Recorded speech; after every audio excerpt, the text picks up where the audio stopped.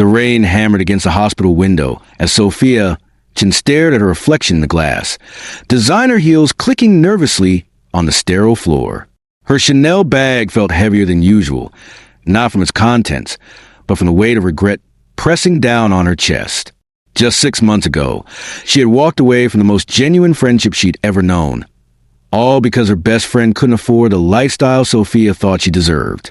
Now, as she watched the ambulance lights flash outside, she couldn't shake the feeling that karma had finally caught up with her.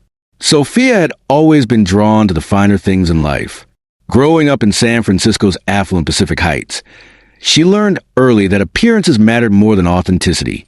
Her parents, both successful tech executives, showered her with luxury, but rarely with genuine affection. By college, Sophia had perfected the art of surrounding herself with people who could elevate her social status and financial prospects.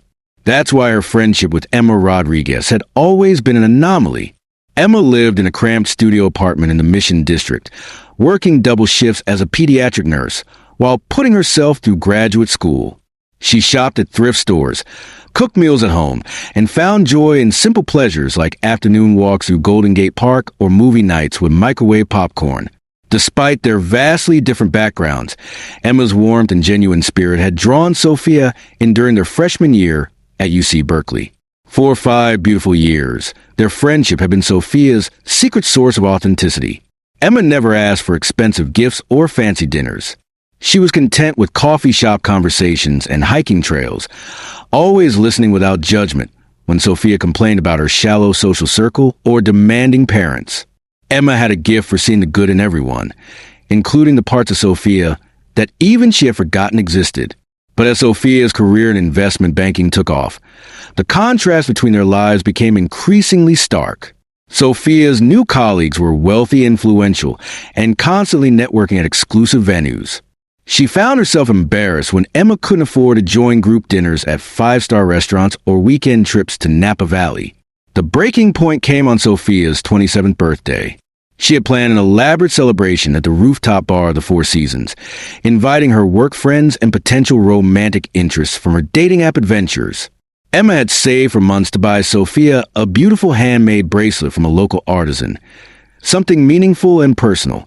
But when Emma arrived at the party in her best dress from Target, looking nervous among the designer-clad crowd, Sophia felt a surge of shame she couldn't control. As Emma tried to join conversations about wine collections and European vacations, Sophia watched her struggle to relate. The breaking point came when one of Sophia's wealthy male colleagues made a snide comment about Emma's profession, calling nursing a job for people who couldn't handle real careers. Instead of defending her friend, Sophia remained silent. Worse, she found herself nodding along when another guest suggested that Emma might not fit in with their social circle. That night, after the party ended, Sophia made the cruelest decision of her life. She told Emma that their friendship had run its course, that they had grown in different directions, and that it would be better if they stopped pretending they still had anything in common. Emma's face crumbled with hurt and confusion. She asked if this was about money, if Sophia was embarrassed by her. Through tears, Emma reminded Sophia of all the times she had been there during Sophia's darkest moments, when her grandmother died, when she struggled with anxiety, when she felt lost in her corporate world. Sophia's heart screamed at her to take it back, to apologize, to remember what really mattered. Instead, her pride and social conditioning won. She coldly confirmed that yes, their different lifestyles were incompatible, and she needed friends who could keep up with her ambitions. Emma left that night with quiet dignity, but not before saying something that would haunt Sophia for months to come. Through her tears, she whispered that she hoped Sophia would find whatever she was looking for, and that someday she would remember that the people who love you when you have nothing are the only ones who truly matter. The 6 months that followed were everything Sophia thought she wanted. She dated successful men who took her to expensive restaurants and bought her jewelry. She attended charity galas and networking events, building relationships based on mutual benefit rather than genuine connection. Her Instagram feed was perfect, her bank account grew, and her social calendar was always full. But late at night, alone in her luxury apartment, Sophia felt emptier than ever.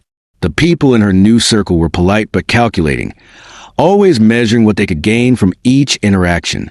When she tried to have deeper conversations, they changed the subject to stock prices or real estate investments. When she felt sad or vulnerable, they seemed uncomfortable and quickly moved on.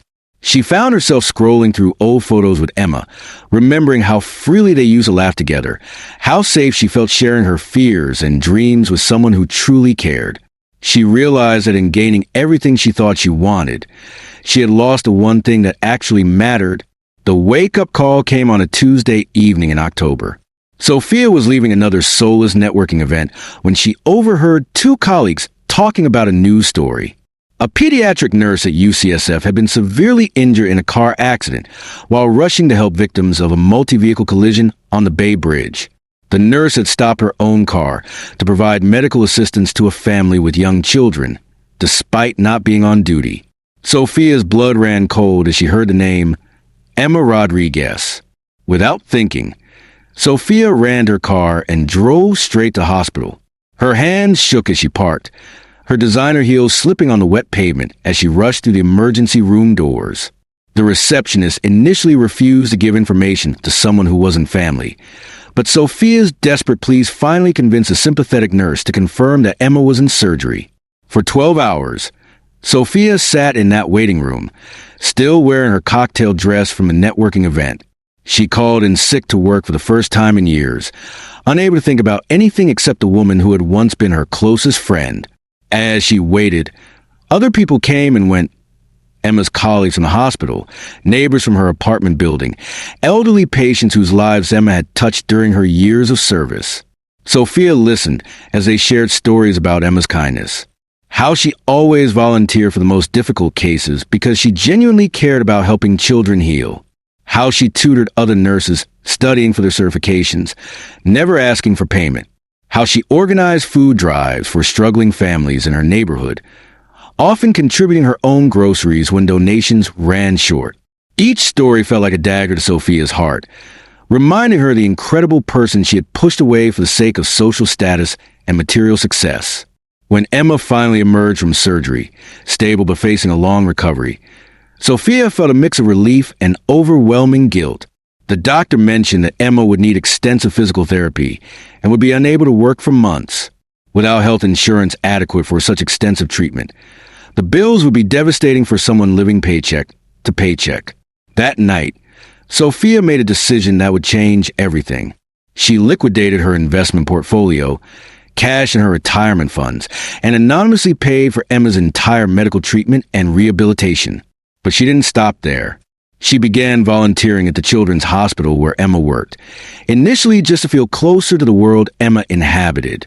What she discovered there transformed her completely.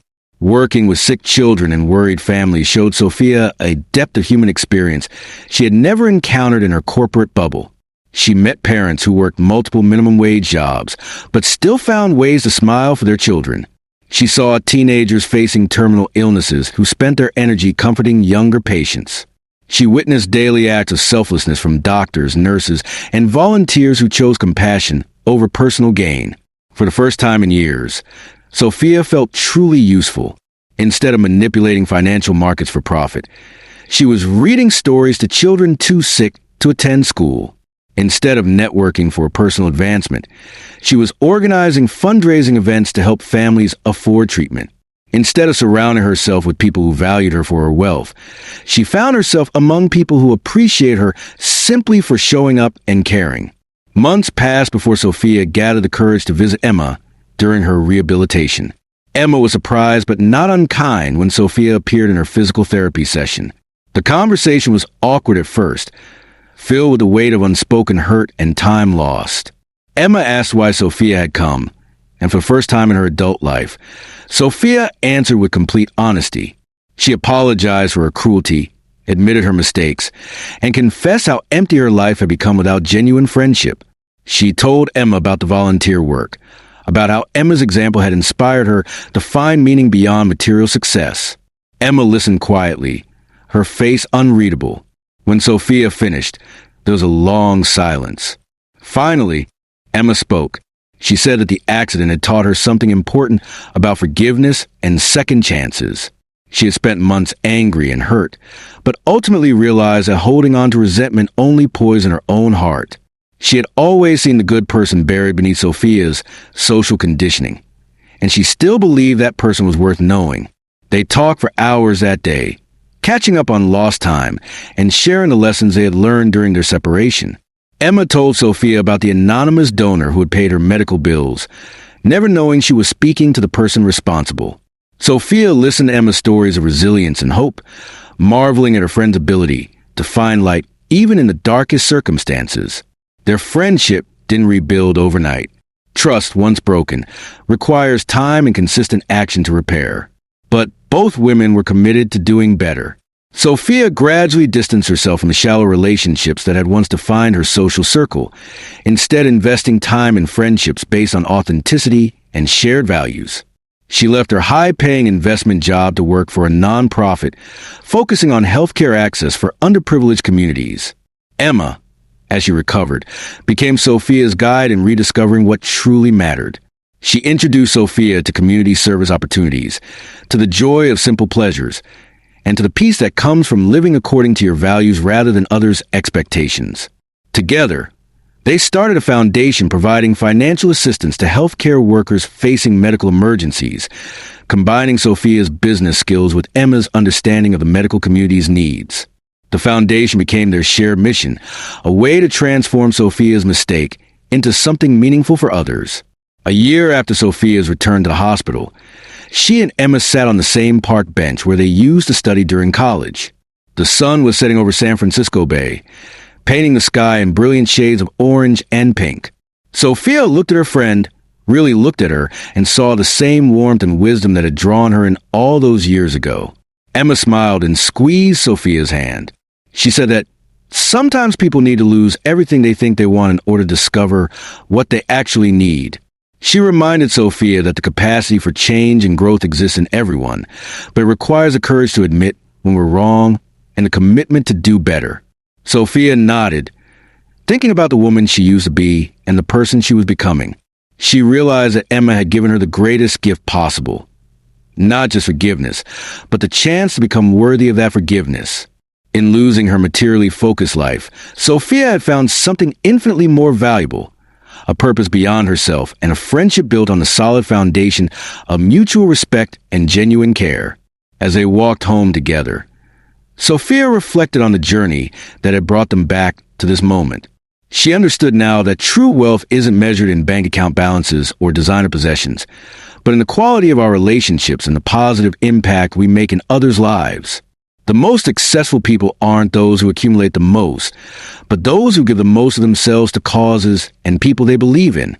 Their story became a testament to the power of redemption and the possibility of change.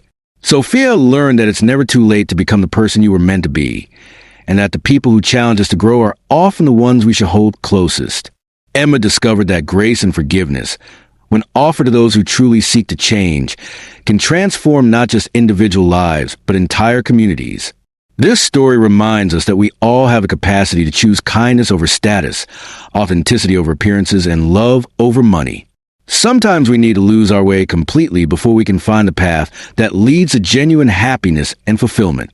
If this story touched your heart and reminded you of what truly matters in life, please take a moment to like this video and share it with someone who might need to hear this message.